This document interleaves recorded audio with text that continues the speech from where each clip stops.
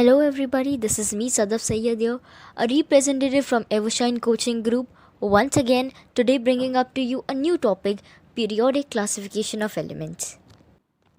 So basically periodic classification was given by three scientists, Dobberinier, Newlands and Mendeleev. They all arranged these elements based on a particular criteria in a certain manner. So we shall now proceed further to study in detail about this.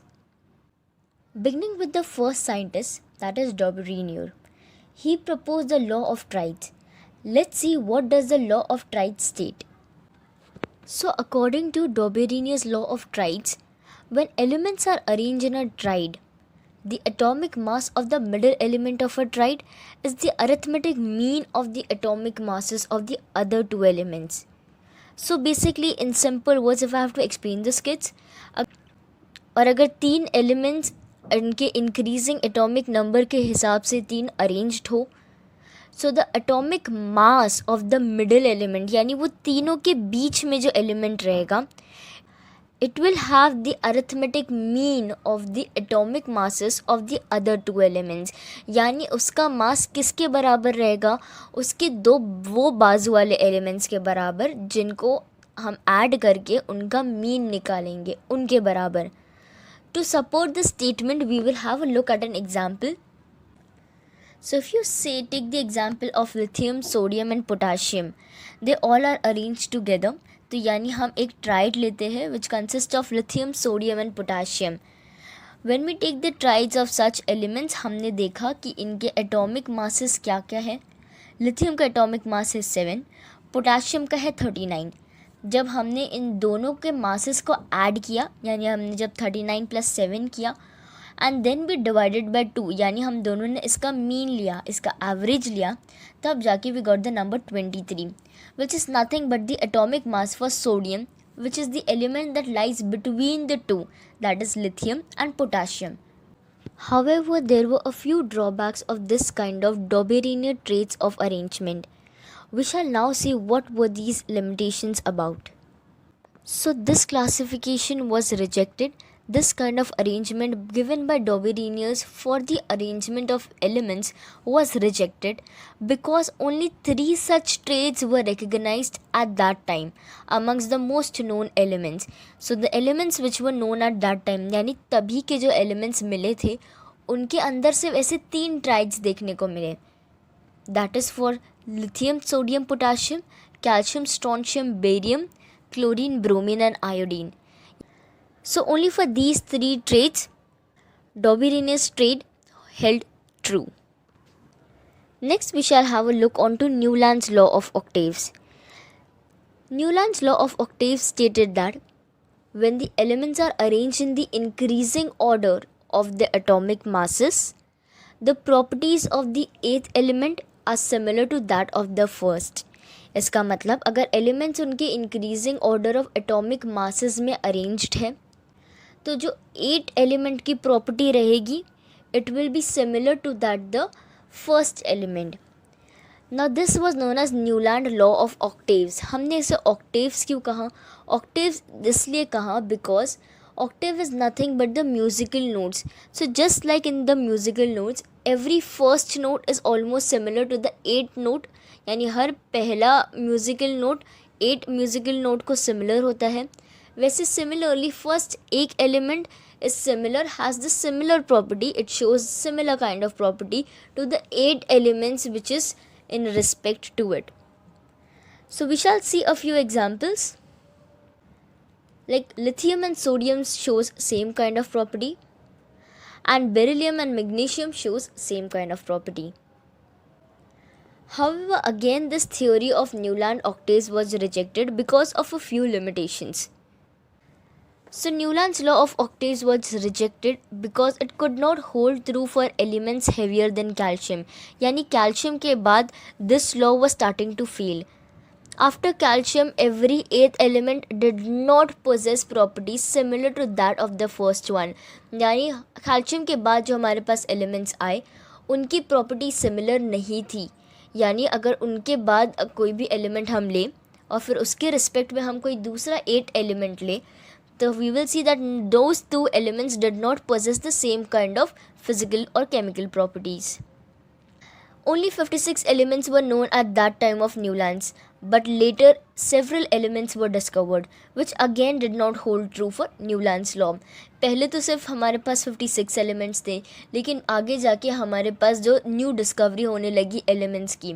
In such case again Newlands law did not held true for any of the new further added elements. Then we have Mendeleev. Mendeleev gave a more stronger version of classification, or you can say the arrangement of elements in the periodic table. So we shall now understand that how Mendeleev gave a more appropriate classification. There were a few advantages of Mendeleev's arrangement of periodic classification. Firstly, that the elements were based on their chemical properties. His version of periodic table composed of 8 vertical columns called as groups and 7 horizontal rows called as periods. This composed the entire periodic table. यानी जो elements arranged थे वो उनके chemical properties के हिसाब से arranged थे, और दूसरा इनका जो periodic table बना था इसके अंदर हमारे पास 8 groups थे, vertical groups, and हमारे पास 7 horizontal rows थे. ट्रांजिशनल एलिमेंट्स को मिलाकर हमारे पास 18 वर्टिकल ग्रुप्स हो जाते हैं और 7 हॉरिजॉन्टल पीरियड्स हो जाते हैं. Elements with similar properties were group together and further elements that were to be discovered also had some blanks saved for them to be positioned. इसका मतलब कि जब भी जो न्यू एलिमेंट्स डिस्कवर होने वाले थे उनके लिए भी जगह बचा के रखी थी. So even Mendeleev predicted that okay after some time यहाँ पर भी कोई नए तरीके के एलिमेंट्स आएंगे, so they can be positioned your respectively. इसलिए वो हर जगह उनके लिए भी जगह बचा के रखा गया था. At the same time, one more plus point for Mendeleev's periodic table was noble gases were also reserved a place without interfering the rest of the order. यानी बाकी कोई ऑर्डर को डिस्टर्ब करे बिना नोबल गैसेस के लिए अलग से एक पूरा ग्रुप बनाया गया था. So even noble gases could be positioned. But there were again a few limitations to Mendeleev's periodic table as well. That was there was no position for the element hydrogen. यानी hydrogen जो अलग अलग type की properties बता रहा था उसके लिए कोई भी तरह की एक पर्टिकुलर फिक्स्ड जगह नहीं थी. There were no place for isotopes and no regular trend in atomic mass. यानी एटॉमिक मास के अंदर भी कोई रेगुलर ट्रेंड नहीं देखा गया था और आइसोटोप्स के लिए भी कोई भी जगह नहीं थी. Isotopes are element that have same number of proton but different number of neutrons. यानी एक ही एलिमेंट होगा लेकिन उसका एक आइसोटोप फॉर्म होगा. वो आइसोटोप फॉर्म के अंदर प्रोटॉन्स का नंबर तो सेम रहेगा बट न्यूट्रॉन्स का नंबर वेरी हो जाता है. Due to the change in neutrons number the atomic mass also differs. But again there was no regular trend seen in atomic mass, so these were a few limitations that were of Mendeleev's periodic table. So before studying into detail about Mendeleev's periodic table, before studying further Mendeleev's periodic table, which is commonly known as the modern periodic table, here are a few postulates that you must be knowing. Beginning with the first point, that is atomic number equals to the number of protons in the nucleus of an atom. यानी अगर हम एक atom लेते हैं okay, एक element का सबसे छोटा फॉर्म जिसे हम फर्दर और डिवाइड नहीं कर सकते उसे हम एटम्स बोलते हैं. एक एटम के अंदर अलग अलग टाइप के पार्टिकल्स रिवॉल्व हो रहे होते हैं. जो सेंटर के अंदर होते हैं वो होते हैं न्यूट्रॉन्स एंड प्रोटॉन्स, और जो इनको रिवॉल्व करते रहते हैं उसे हम कहते हैं electrons. So atomic number is nothing but it is equal to the number of protons in the nucleus of an atom. यानी atomic number कैसे denote किया जाता है? by the number of protons in the atom. जितने हमारे पास protons रहते हैं उतने ही हमारे पास electrons रहते हैं. So number of protons is equal to number of electrons. Therefore, in which elements belonging to same group have similar valence electrons.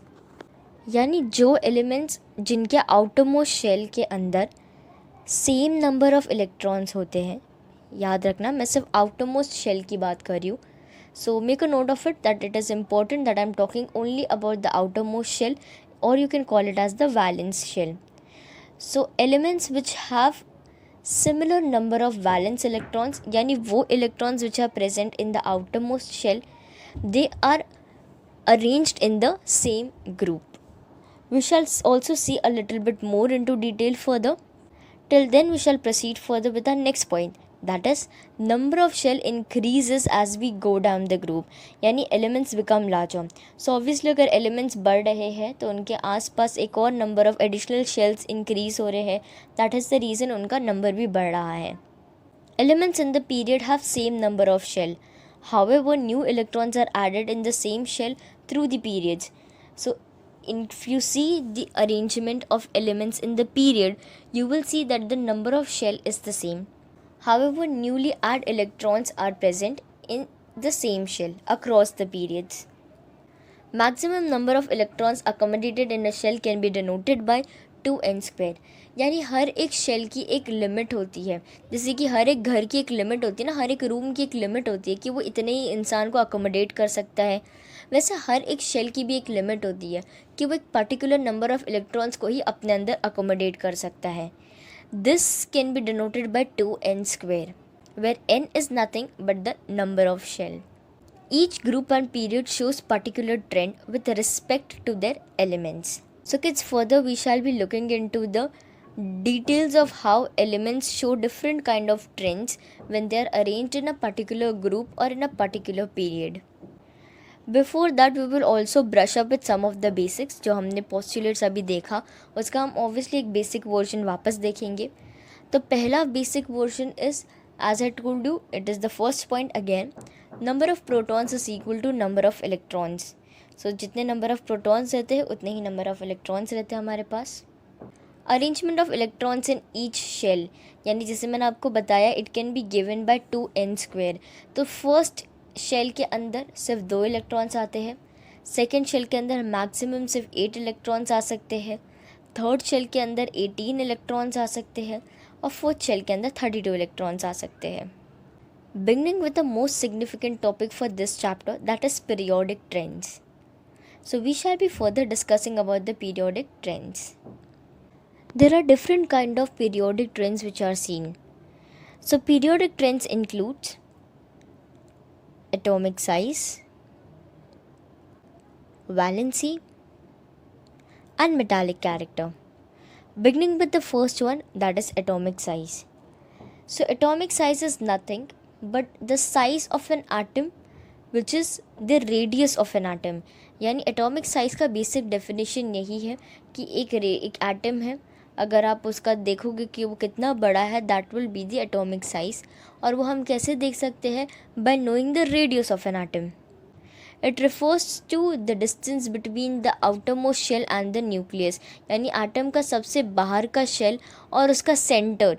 तो that is nothing again but उनको ज्वाइन करता हुआ एक रेडियस ही बनता है. तो अगर आप लोग सबसे बाहर वाला शेल यानी आउटर मोस्ट शेल और न्यूक्लियस के बीच का डिस्टेंस लोगे, so that will be the atomic size. So the trend it shows is कि atomic size increases down the group as the number of shell increases. Atomic size decreases across the period as the number of shell remains same. However, the nuclear charge increases. So kids, इसका basically मतलब कैसे, अगर हमको एक example के इसमें लेना होगा.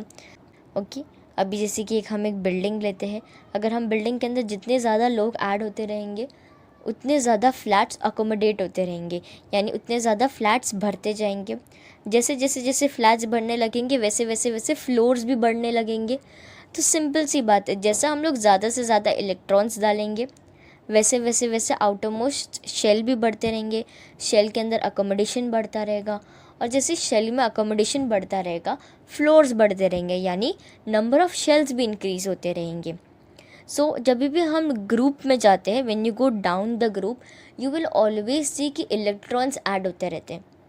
क्योंकि इलेक्ट्रॉन्स ऐड होते रहते हैं तो एटम की साइज़ बड़ी होती रहती है. So when you go down the group, atomic size increases. When you go across the period, जो नए शेल्स तो ऐड नहीं होते, बस नए टाइप के इलेक्ट्रॉन्स ऐड होते रहते हैं। नए इलेक्ट्रॉन्स जैसे ऐड होते रहते हैं सेम शेल के अंदर, न्यूक्लियर चार्ज बढ़ जाता है। न्यूक्लियर चार्ज बढ़ जाता है जिसकी वजह से न्यूक्लियर पुल बढ़ जाता है। अगेन एग्जाम्पल के उसमें हम लेते हैं कि एक क्लासरूम है, हमारे पास एकदम छोटी सी क्लासरूम है। ओके, एक छोटी सी क्लासरूम के अंदर सपोज़ 3 बच्चे बैठे हुए हैं। तो अगर ये 3 बच्चे बैठे हुए हैं ये छोटी सी क्लासरूम के अंदर, मैं तीनों बच्चों पर ध्यान दे पाऊँगी। I would be able to focused on every child within a small classroom. So I can efficiently teach. मुझे ज़्यादा चिल्लाना नहीं पड़ेगा, ज़्यादा स्ट्रिक्ट नहीं होना पड़ेगा, क्योंकि मेरे सामने ही मेरे सारे बच्चे रहेंगे। But what if in a small room itself a lot of more students have been added? So when all the number of student increases, I have to make them more disciplined. Yani I have to put in a lot of effort. I have to see that the decorum is maintained, and in order to maintain the decorum I have to be strict with my students. यानी I have to hold them together more tightly. मुझे उन्हें और अच्छे से ध्यान देना होगा, मुझे उनकी तरफ और स्ट्रिक्ट होना पड़ेगा। वैसे सेम इसके अंदर भी होता है। एक एटम के अंदर जब तक थोड़े से पार्टिकल्स होते हैं न्यूक्लियस उसको आराम से होल्ड करके रखता है, लेकिन जैसे ही पार्टिकल्स बढ़ जाते हैं न्यूक्लियस को उनको और ज़ोर से खींच के रखना पड़ता है। That is the reason across the period the number of shell remains the same, however number of electrons increases and nuclear charge increases. अभी न्यूक्लियर चार्ज इंक्रीज़ हो रहा है तो न्यूक्लियर पुल भी ज़्यादा है। उसके वजह से क्या होता है कि जो न्यूक्लियस है अपनी तरफ ये शेल को खींच के रखता है ताकि सारे इलेक्ट्रॉन्स को वो बराबर अपनी जगह पर रख सके। In order for doing this what happens is, जो एटम का शेल है, जो एटम का साइज़ है वो श्रिंक होने लगता है बच्चों। Again we shall take an example, that is हमने फर्स्ट ग्रुप लिया, उसके अंदर हमने लिथियम सोडियम पोटाशियम लिया। तो if you see first group अगर हम लेंगे तो लिथियम के पास सिर्फ 2 शेल्स हैं, 2 शेल्स हैं। सोडियम के पास 3 शेल्स हैं और पोटाशियम के पास 4 शेल्स हैं। यानी जैसे जैसे आप नीचे जाते हो आपका एटम का साइज़ इंक्रीज़ होता रहता है। क्यों? क्योंकि इलेक्ट्रॉन्स ऐड होते रहते हैं और इलेक्ट्रॉन्स ऐड होते रहते हैं तो जो नंबर ऑफ़ शेल है वो बढ़ते रहते हैं। This is a summarized version of how atomic size increases down the group and how atomic size decreases across the periods. Next we shall be dealing with the valence electrons, यानी आप कह सकते हो वैलेंसी। अभी valency का मतलब क्या होता है? वैलेंसी का मतलब होता है इट इज़ अ नंबर। ठीक है, वैलेंसी एक तरह का नंबर है। कैसा नंबर है? It is the number of valence electrons. अब वैलेंस इलेक्ट्रॉन्स जैसे मैंने आपको बताया बच्चों क्या होता है, it is the number of electrons which are present in the outer most shell. यानी आउटर मोस्ट शेल के अंदर जितने भी इलेक्ट्रॉन्स होते हैं उनको हम वैलेंस इलेक्ट्रॉन्स कहते हैं। सपोज़ अगर आउटर मोस्ट शेल के अंदर 2 वैलेंस इलेक्ट्रॉन्स हैं तो वो एलिमेंट की वैलेंसी हो जाएगी 2। सपोज़ आउटर मोस्ट शेल के अंदर 1 वैलेंस इलेक्ट्रॉन है तो एलिमेंट की वैलेंसी हो जाएगी 1। So valence electrons refer to the electrons which are present in the outermost shell. Now we shall see that how valency shows us the trend in different groups and period. So valence electrons increases across the period. However, in a group, elements have the same number of valence electrons. Therefore, down the group, valency remains the same, and across the period, valency changes. अभी हम एक example लेते हैं। This example will show कि how down the group valency remains the same. अभी बच्चों जैसे जैसे हम लोग एक ग्रुप के नीचे नीचे जाते रहते हैं, as we go down the group we will see जितने भी एलिमेंट्स होते हैं ना एक ग्रुप के अंदर, उन सब का जो आउटर मोस्ट इलेक्ट्रॉन है उन सब के पास जो वैलेंस इलेक्ट्रॉन्स है वो सेम है। लाइक फॉर एग्जाम्पल बेरिलियम है, मैग्नीशियम है और कैल्शियम है, ये तीनों के तीनों सेम ग्रुप को बिलोंग करते हैं। अब हम देखेंगे बेरिलियम के आउटर मोस्ट शेल के अंदर 2 इलेक्ट्रॉन्स हैं, मैग्नीशियम के इसके अंदर भी आउटर मोस्ट शेल में 2 वैलेंस इलेक्ट्रॉन्स हैं और कैल्शियम के भी वैलेंस शेल के अंदर 2 वैलेंस इलेक्ट्रॉन्स हैं। So as you can see कि इन सब की वैलेंसी क्या रहेगी? 2 रहेगी। Why? Because the valence electrons are 2, due to which what happens is that the valency have remained same down the group. Now we shall see that how valency changes across the periods. So here kids we have taken a few examples of the elements which belong to the same period. This includes lithium, beryllium, boron, carbon and nitrogen. यानी एक ही period को belong करने वाले हमारे पास 5 elements हैं। तो जैसा हमने देखा, जैसे जैसे हम ये पीरियड के अंदर आगे बढ़ते हैं तो हम एक चीज़ देख सकते हैं कि इन सब के पास 2 ही शेल है। लिथियम के पास भी 2 है, बेरिलियम के पास भी 2 है और नाइट्रोजन के पास भी 2 है। तो सबके पास बेसिकली सिर्फ 2 शेल है। However the number of electrons changes. In lithium the outermost electron is 1, so the valency becomes 1. In beryllium the valency becomes 2 because there are 2 valence electrons present. Whereas in the case of boron and carbon the valency changes to 3 and 4 because there are 3 and 4 valence electrons in a respective element. यानी जैसे जैसे period आगे बढ़ रहा है we can see that the number of shell remains the same but number of valence electrons they keep changing. Since the number of valence electrons they keep changing, we also know कि the valency will be changing across period, whereas in a group, down the group, it will always be same. Next बच्चों हम बात करेंगे बहुत ही important part की, that is metallic and non metallic character. यानी एक element को ऐसा कौन सा फैक्टर है जो मेटालिक बनाता है और ऐसा कौन सा फैक्टर है जो नॉन मेटालिक बनाता है। एकदम सिंपल सा अगर हम ले तो metals have the tendency to lose electrons. यानी मेटल्स अपने जो इलेक्ट्रॉन्स हैं वो आराम से लूज़ कर देते हैं, whereas non metals have the tendency to accept electrons. और नॉन मेटल्स आराम से इलेक्ट्रॉन्स ले लेते हैं। अब हम देखना चाहते हैं ऐसा क्यों।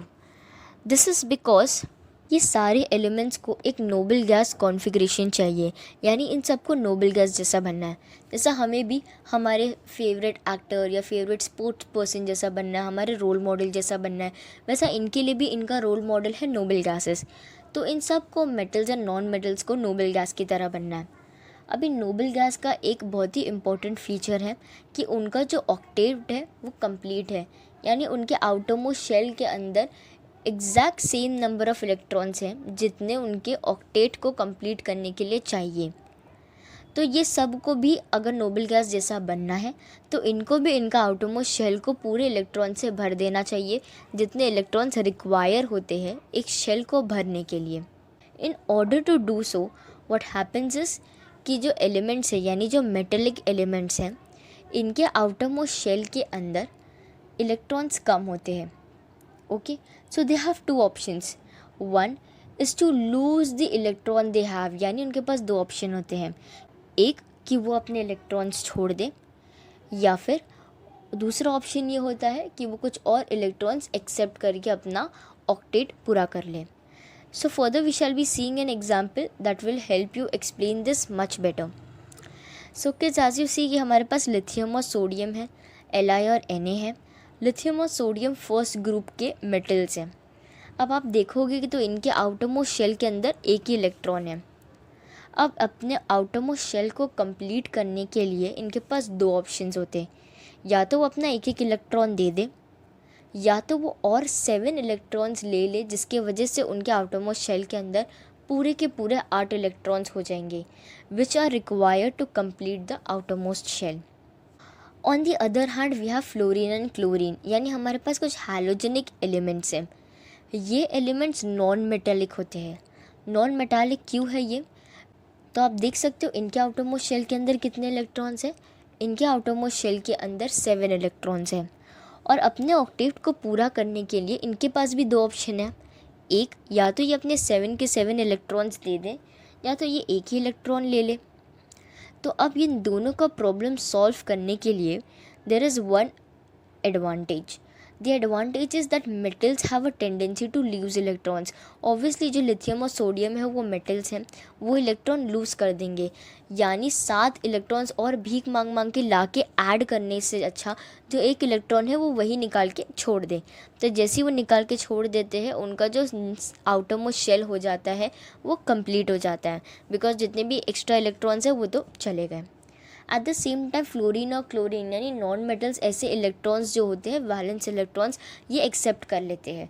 ऐसे इसके अंदर क्या होता है, इनको भी फ़ायदा हो जाता है बिकॉज इनका भी एक नोबल गैस कॉन्फ़िगरेशन पूरा हो जाता है, क्योंकि एक इलेक्ट्रॉन जैसी इनको मिलता है इनका भी ऑक्टेट कंप्लीट हो जाता है।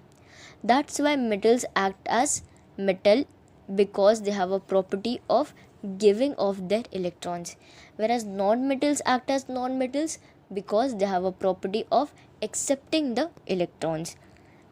एक और बात बच्चों कि जो एलिमेंट्स ऐसे इलेक्ट्रॉन्स को एक्सेप्ट कर लेता है उसे हम इलेक्ट्रोनेगेटिव भी कहते हैं, और जो दे देता है उसे हम इलेक्ट्रो पॉजिटिव कहते हैं। जैसे कि अगर कोई आपसे कुछ मांग रहा है तो आप कुछ दे देते हो तो आप एक अच्छा काम करते हो, है ना, कुछ पॉजिटिव काम करते हो। तो किसी को कुछ दे के मदद करके आप क्या बन जाते हो, इलेक्ट्रो पॉजिटिव बन जाते हो। So metals they tend to give things, they tend to give electrons, that's why they are electro positive. Also electro positive इसलिए कहा जाता है क्योंकि इलेक्ट्रॉन्स कम हो जाते हैं, यानी नेगेटिव चार्ज इनमें से कम हो जाता है, तो पॉजिटिव चार्ज बढ़ जाता है ना। अगर नेगेटिविटी कम हो जाती है तो पॉजिटिविटी एक जगह की बढ़ जाती है, तो that is why they are known as electro positive. Whereas fluorine and chlorine such kind of metals they are electronegative, यानी ये लोग इलेक्ट्रॉन्स लेते हैं, ये लोग हर जगह से चीज़ें चोरी करते रहते हैं, बुरे काम करते हैं, तो ये लोग नेगेटिव चीज़ें कर रहे हैं। सो that is the reason they become electronegative, यानी इलेक्ट्रॉन्स एक्सेप्ट करने के बाद इनके अंदर एक नेगेटिविटी बढ़ जाती है, that is why they have electronegative character.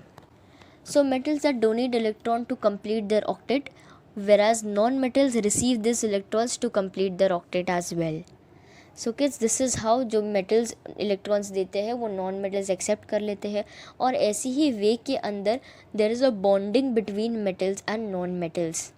So ऐसा same by the transfer of electrons, जिसकी वजह से उन दोनों का benefit होगा, metal का भी और non-metal का भी, they also bond amongst themselves.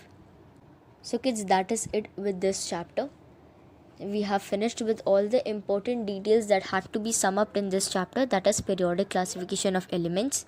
It's proceeding forward. हम लोग अभी देखेंगे the exam questions. Obviously जैसे कि हर चैप्टर के बाद हम एक important part लेते हैं, that is the exam sets. तो हम एक एग्ज़ाम सीरीज़ लेंगे जिसमें मैंने आपको बताया है कि आपके पास पेपर्स में से ऐसे कौन से important questions हैं जो आते हैं। ये questions आप अपने लिए practice भी कर सकते हो, so it will help you understand कि how much have you grasped the concept well. So the first question is, write down the elements that show Dauber-Reinert traits. What are the drawbacks of Newland law of octaves? Name two elements that have two electrons in their outermost shell. यानी ये question के लिए आप एक group के कोई भी दो एलिमेंट्स को ले सकते हो जिनके पास दो इलेक्ट्रॉन्स हैं. Name the element having the electronic configuration 282. Why helium, neon and argon are called as inert gases. तो अगर आपको एलिमेंट का इलेक्ट्रॉनिक कॉन्फ़िगरेशन बताना हो, यानी प्रीवियस क्वेश्चन का अगर मुझे आंसर करना हो, तो मैं हमेशा उनको ऐड करूँगी 2 + 8 + 2, दैट इज़ मेरे पास आता है 12. अभी हमें पता है कि 12 किसका इलेक्ट्रॉनिक कॉन्फ़िगरेशन है, यानी हम देखेंगे कि 12 नंबर ऑफ़ इलेक्ट्रॉन्स किस में होते हैं. जैसे मैंने आपको बोला कि नंबर ऑफ़ इलेक्ट्रॉन्स और नंबर ऑफ़ प्रोटॉन्स सेम होते हैं, यानी 12 प्रोटॉन्स भी होते हैं. और जो एलिमेंट्स के पास 12 प्रोटॉन्स हैं उसका तो एटॉमिक नंबर भी 12 है. So you have to learn the first 20 elements by heart. तो जो इसमें से 12th एलिमेंट रहेगा that will be the answer for this question. Okay, the inert gases are called inert gases because they do not react with anyone. क्यों react नहीं करते? उनका outermost shell complete है, तो उनको किसी के भी लाइफ में इंटरफेयर नहीं करना, वो अपनी लाइफ से खुश हैं. तो उन्होंने अपना पूरा जितना भी था हर एक क्राइटेरिया सेटिस्फाई कर लिया, शेल सेटिस्फाई कर लिया. Now they don't want to react, यानी कोई भी इलेक्ट्रॉन देन लेन का काम उन्हें नहीं करना है. क्लोरीन और bromine which one is greater in size? ये तो डिपेंड करता है कि ग्रुप में एक डाउन द ग्रुप कौन सा एलिमेंट बाद में आता है और कौन सा पहले आता है. जो बाद में आएगा वो बड़ा रहेगा, जो पहले आएगा वो छोटा रहेगा. Right the drawbacks of Mendeleev periodic table. ये कुछ एलिमेंट्स की जो ड्रॉबैक्स है, ये जो ड्रॉबैक्स दिया गया है, कुछ लिमिटेशंस दिया गया है जो मैंने स्टार्ट में डिस्कस किया है, that will help you to answer such questions. Then we have a little more concept based questions, यानी आपको अपना नॉलेज अप्लाई करना, एप्लीकेशन बेस्ड क्वेश्चंस आ जाएंगे. So that is also on your screen. How does the tendency to lose electron with change in a group and why? तो again इसका answer हमने valency वाले पार्ट में देख लिया है. How does valency change across period and group? ये भी हमने देखा है. सो एलिमेंट्स जो आपके पास फॉलोइंग एलिमेंट्स हैं, name two elements that belong to the same period. अब name two elements that belong to the same period ये हमें कैसे पता चलेगा? वो एलिमेंट्स जिनके पास extra number of shell increase नहीं हो रहे, यानी आप देख सकते हो 2 1 और 2 8, इनके पास एक्स्ट्रा कोई शेल नहीं है, दोनों के पास 2 2 शेल है, यानी ये दोनों एक ही तरह के पीरियड को बिलोंग करते हैं। Which 2 elements belong to the same group, तो हम इसके लिए वैलेंसी देखेंगे। वैलेंस इसलिए देखेंगे because down the group valency same होती है, और वैलेंसी का मतलब होता है आउटर मोस्ट इलेक्ट्रॉन। तो 2 एलिमेंट्स जो सेम ग्रुप को बिलोंग करते हैं, तो बी और डी सेम ग्रुप को बिलोंग करते हैं, और ए और सी इन दोनों के पास आउटर मोस्ट शेल में एक ही इलेक्ट्रॉन है, they belong to the same group. Which elements among A and D is a metal and which is a non metal. Again ये हमें कैसे पता चलेगा, तो ये क्वेश्चन को आंसर करने के लिए आपको वापस एक रिकैप करना पड़ेगा प्रीवियस पार्ट का, जो मैंने आपको अभी अभी थोड़ी देर पहले यही वीडियो में डिस्कस किया है।